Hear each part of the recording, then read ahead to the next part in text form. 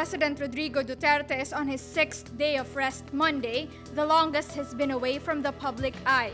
Duterte has not been seen in public since June 20 when he visited an evacuation center in Iligan City and checked on the condition of soldiers in a Cagayan de Oro military hospital.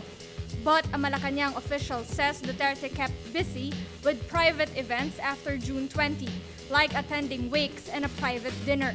Duterte also rested for 5 days straight before June 17.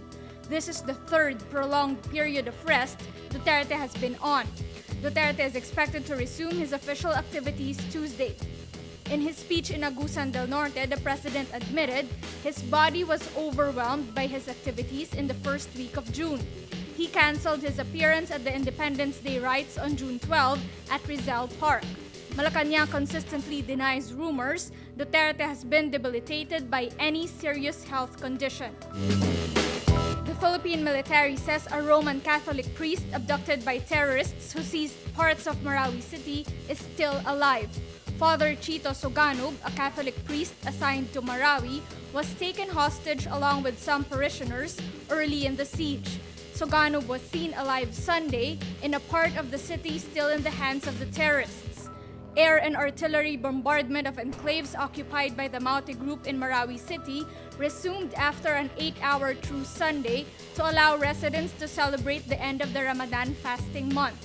Hundreds of gunmen flying the black flag of ISIS occupied parts of Marawi on May 23, triggering clashes that claimed nearly 400 lives.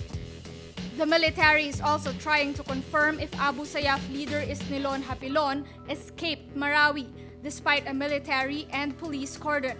An attempt by troops to arrest Hapilon in Marawi on May 23 triggered the rampage by the terrorists. 6 Ilocos Norte officials detained at the House of Representatives for 28 days want the Court of Appeals to declare their detention illegal and a form of torture. Their lawyer Estelito Mendoza on Friday made the motion before the CA Special 4th Division.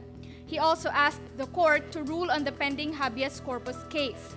Mendoza says, quote, "The detainees are undergoing torture, which is barred by international conventions and barred explicitly under our laws as well." The Ilocos 6 were cited in contempt and detained on May 29 by the House Committee on Good Government and Public Accountability, which is probing the alleged misuse of 66.45 million pesos worth of provincial tobacco funds to purchase motor vehicles. They earlier secured a ruling from the CA Special 4th Division ordering their provisional release. But the House refused to grant this, with Speaker Pantaleon Alvarez calling the 3 justices who granted the petition idiots. Australian challenger Jeff Horn has a 10-point plan to upset Filipino champion boxer Manny Pacquiao in their World Boxing Organization welterweight title fight. Pacquiao is a strong favorite to overcome the unbeaten Horn on July 2.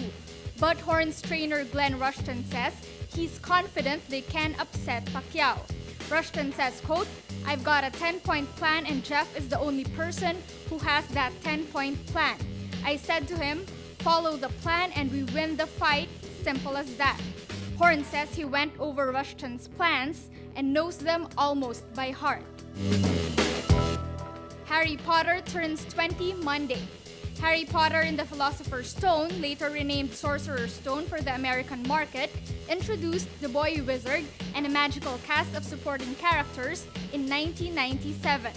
Penniless single mother J.K. Rowling finally succeeded after a series of rebuffs from publishers. The book became the first installment of a 7-novel series that has sold 450 million copies worldwide and spawned 8 blockbuster films. The Potter universe now encompasses theme parks in the United States and Japan, and a permanent exhibition at London's Warner Brothers Studios, turning Rowling into a billionaire. No other children's book has achieved quite as much in terms of commercial and cultural impact, turning an entire generation of children into enthusiastic readers who would happily join midnight queues at bookshops as each novel came out. In support of National Disaster Consciousness Month, Rappler will hold the first ever AGOS Summit on Disaster Preparedness from July 7 to 8 at the Samsung Hall, SM Aura, Taguig. The summit will gather disaster management experts, stakeholders, and volunteers to talk about how we can all be better prepared for climate change and disasters. Tickets are limited, so register today.